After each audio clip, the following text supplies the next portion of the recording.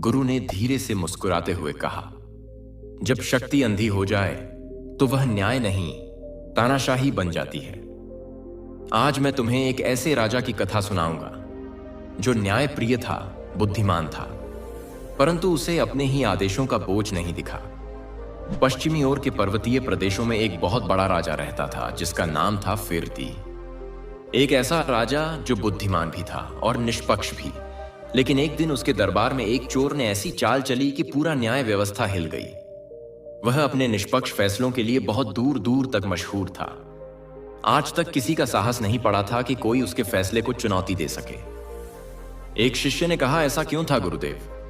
गुरु ने कहा, ऐसा इसलिए था कि राजा का यह हुक्म था कि जो कोई आदमी उसके फैसले के खिलाफ बोले उसको जिंदा ही धीमी आग पर भून दिया जाए।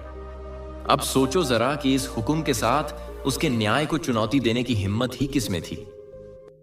एक रात की बात है कि एक चोर ने उस राजा के शहर में एक धनी व्यापारी के घर में दीवार तोड़कर घुसने की कोशिश की। जैसे ही दीवार में छेद इतना बड़ा हुआ कि वह उसके अंदर घुस सकता, एक ईंट ऊपर से उसके सिर पर पड़ी जिससे उसको चोट लग गई। चोट ज्यादा थी, इसलिए वह चोर अपना फूटा सिर लेकर अपने घर चला गया। उस रात वह कुछ नहीं कर सका।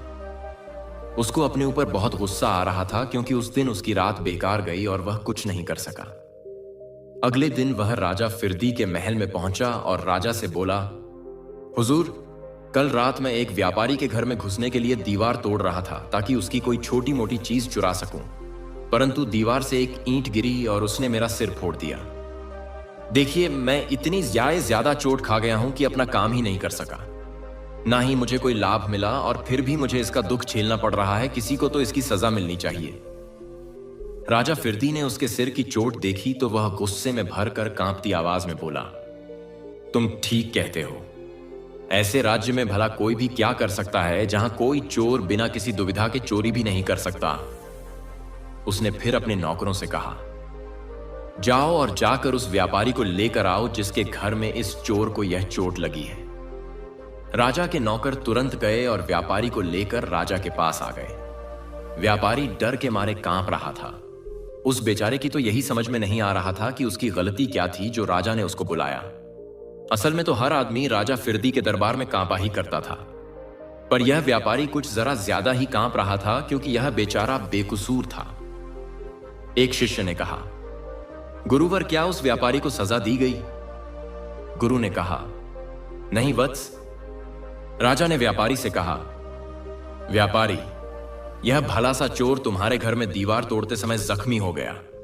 क्योंकि यह तुम्हारा घर तोड़ते समय जख्मी हुआ है, इसलिए इसकी चोट के जिम्मेदार तुम हो। व्यापारी बेचारा आवाज में बोला, हुजूर, यह सच है कि वह घर मेरा है, परंतु मैंने तो उसमें कुछ नहीं किया। गलती उस बढ़ई की है जिसने मेरे लिए वह घर बनाया। उसने वह घर मेरे लिए ठीक से नहीं बनाया, इसीलिए वह ईंट गिर गई। राजा कुछ सोचकर बोला, शायद तुम ठीक कहते हो, बढ़ई को हाजिर किया जाए।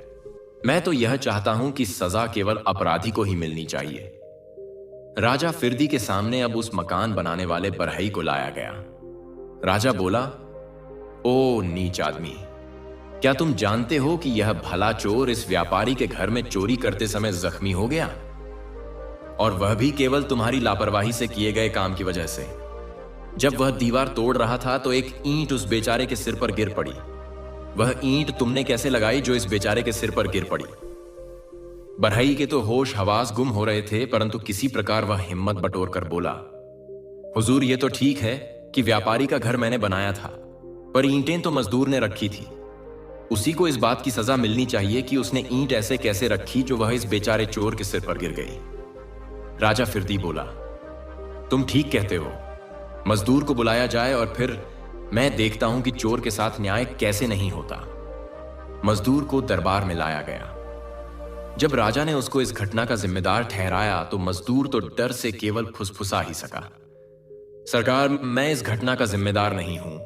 मैंने ईंटों को चिपकाने वाले मसाला बनाने की ओखली एक ओखली बेचने वाले से खरीदी थी।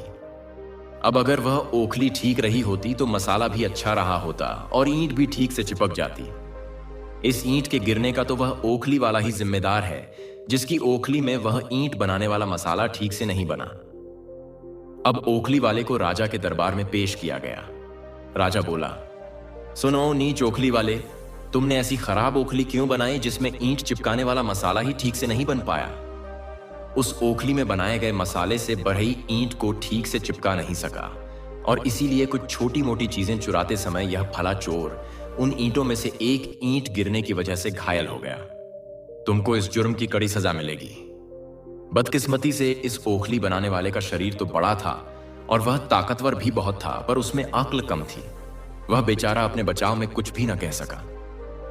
उधर राजा फिरदी को भी पक्का हो गया कि उसने असली अपराधी का पता लगा लिया। उसने अपने आदमियों को तुरंत ही हुक्म दिया कि इस ओखली बनाने वाले को जल्दी से जल्दी फांसी पर चढ़ा दिया जाए। राजा के हुक्म के अनुसार बरहियों ने अपराधी को फांसी पर चढ़ाने के लिए फांसी का खांचा आकलदियात किए जल्दी जल्दी बनाया। जल्दी जल्दी बनाने की वजह से वह खांचा पूरी ऊंचाई का भी नहीं बन पाया, क्योंकि यह ओखली वाला तो बहुत लंबा आदमी था। राजा के आदमी जब उसको फांसी लगाने के लिए लेकर गए तो उन्होंने देखा कि फांसी का फंदा गले में डालने के बाद भी उस ओखली वाले के पैर तो जमीन से छू रहे थे। उन्होंने यह समस्या जब जाकर राजा को बताई तो राजा यह सुनकर आग बबूला हो उठा और बोला, इस भले चोर को छोड़ने में मुझे अभी कितनी देर और लगेगी। फांसी का खांचा तैयार है तो किसी को तो इस जुर्म की सजा मिलनी ही चाहिए। जाओ और कोई भी ऐसा आदमी ढूंढो जो इस खांचे पर फिट हो सके और उसको फांसी चढ़ा दो। अब राजा के आदमी किसी ऐसे आदमी की तलाश में चल दिए जो उस फांसी के खांचे में फिट हो सके। पहला आदमी जो उनको दिखाई दिया वह था एक छोटा सा प्याज उगाने वाला किसान। वह अभी अभी गांव से अपनी प्याज की फसल निकालकर बेचने के लिए शहर जा रहा था।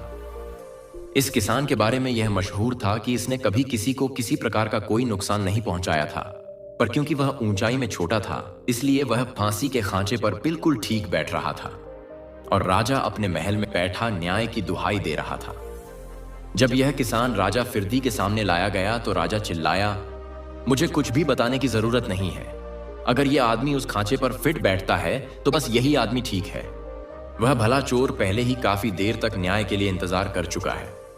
अब तुम इसको जल्दी से ले जाओ और फांसी पर चढ़ा दो। और वह बेचारा बेकसूर किसान अपराधी चोर को न्याय देने के सिलसिले में फांसी चढ़ा दिया गया। ऐसा था राजा फिरदी का न्याय।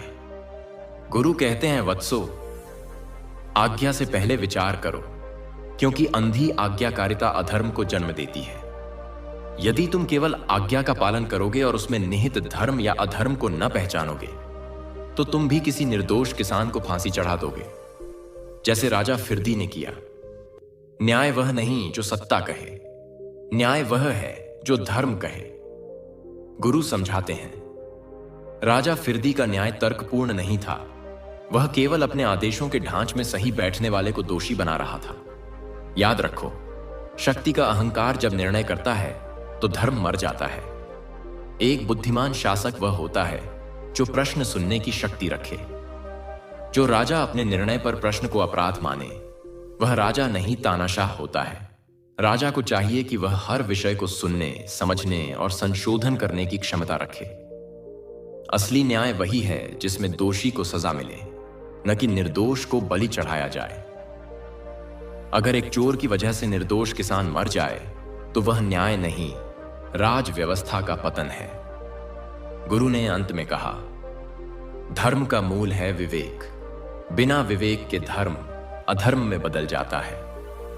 वत्सो, तुम्हारा धर्म है हर आज्ञा और हर न्याय को विवेक की कसौटी पर परखना। बिना विवेक के तुम भी एक दिन किसी ओखली बनाने वाले की तरह दोषी ठहराए जा सकते हो। दोस्तों, आज तुमने देखा कैसे एक चोर की चालाकी और राजा की मूर्खता ने एक निर्दोष को मार डाला। यही होता है जब प्रश्न पूछने की आजादी छीन ली जाती है। इसलिए दोस्तों, सोचो, समझो और तभी आगे बढ़ो।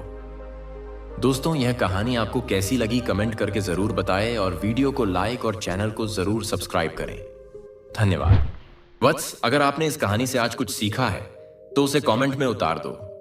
ये शब्द तेरे नहीं रहेंगे, ये किसी और के लिए दीपक बन जाएंगे। और यदि अगली बार भी तेरे जीवन से मिलती कोई कथा सुननी हो तो इस वीडियो को लाइक और को सब्सक्राइब करना मत भूलना। ये कहानी मैंने दिल से सुनाई है। अब आपकी बारी। कमेंट में बताइए आपको कैसी लगी, मैं ज़रूर पढ़ूंगा। आपके विचार मेरे लिए बहुत कीमती है। बताइए ये कहानी आपके दिल तक पहुंची या नहीं। धन्यवाद दोस्तों।